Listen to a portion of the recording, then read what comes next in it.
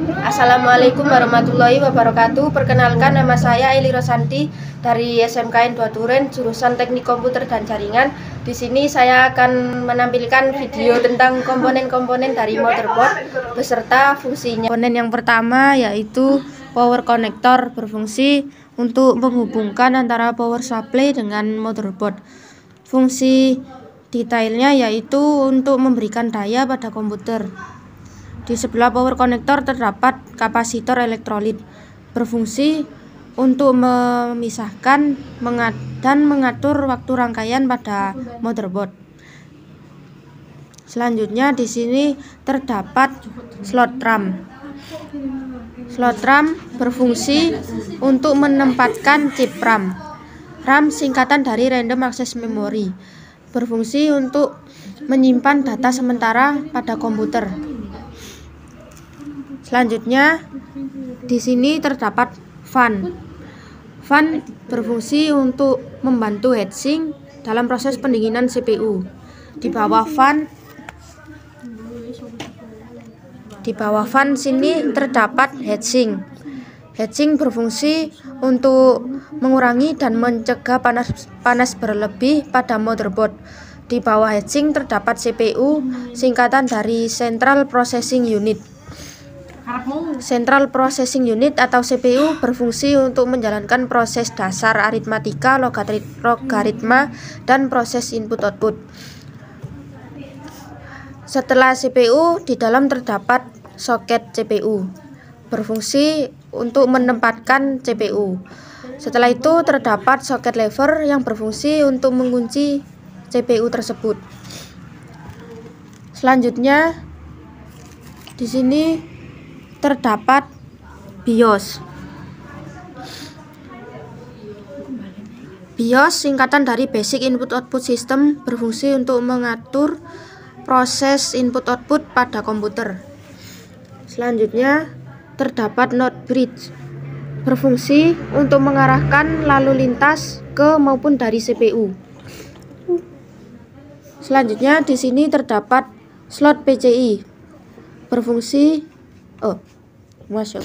di sini terdapat slot PCI 1 dan yang pendek ini PCI Express 1. Fungsinya sama, yaitu sebagai tempat untuk meletakkan LAN card, sound card, wifi card, dan lain-lain. Baterai CMOS sendiri berfungsi untuk menjalankan fungsi jam dan menyimpan setting BIOS. Di sini slot yang berwarna biru namanya slot PCI Express 16 sebagai pengganti dari slot AGB, berfungsi untuk menempatkan atau menyisipkan VGA card. Di sini terdapat short bridge, berfungsi untuk menangani dan mengontrol fungsi input output pada komputer. Selanjutnya di sini terdapat keramik kapasitor, berfungsi untuk menstabilkan daya pada setiap komponen motherboard. Selanjutnya di sini terdapat port audio yang berwarna biru namanya line in, berfungsi untuk input audio dari CD atau DVD. Yang berwarna hijau namanya line on, line out, berfungsi untuk input audio dari HP. Yang berwarna pink namanya output, berfungsi untuk input dari mikrofon. Selanjutnya terdapat port RJ45, berfungsi untuk konektor LAN pada komputer sehingga terhubung dengan internet. Di bawahnya RJ45 sendiri merupakan singkatan dari register jack. Selanjutnya di bawah ini terdapat port USB atau Universal Serial Bus, berfungsi untuk menghubungkan seluruh perangkat eksternal USB seperti mouse, keyboard, dan flash disk.